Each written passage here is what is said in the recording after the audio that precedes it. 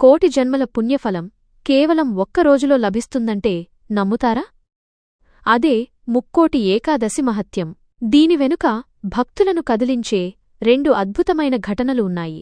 పూర్వం మురుడు అనే రాక్షసుడు లోకాలను పట్టి పీడిస్తుంటే సాక్షాత్తు శ్రీమహావిష్ణువు వాడితో 1000 ఏళ్లపాటు యుద్ధం చేసి అలసిపోయి ఒక గుహలో నిద్రించారు. ఇదే అదనుగా భావించిన ఆ రాక్షసుడు నిద్రిస్తున్న స్వామిని చంపడానికి కత్తి ఎత్తాడు. సరిగ్గా ఆ క్షణంలో విష్ణువు శరీరం నుండి ఒక దివ్యమైన శక్తి స్త్రీ రూపంలో ఉద్భవించి తన కంటిచూపుతోనే ఆ రాక్షసుడిని భస్మం చేసింది. నిద్రలేచిన విష్ణువు ఆమె పరాక్రమానికి మెచ్చి ఆమెకు ఏకాదశి అని పేరు పెట్టి వరం కోరుకోమన్నారు. అప్పుడు ఆమె, స్వామి, ఈ రోజున ఎవరైతే ఉపవాసముండి మిమ్మల్ని ఆరాధిస్తారో వారికి సకల పాపాలు తొలగి వైకుంఠం ప్రాప్తించాలి అని కోరుకుంది. అప్పటినుండి ఏకాదశి వ్రతం మొదలైంది.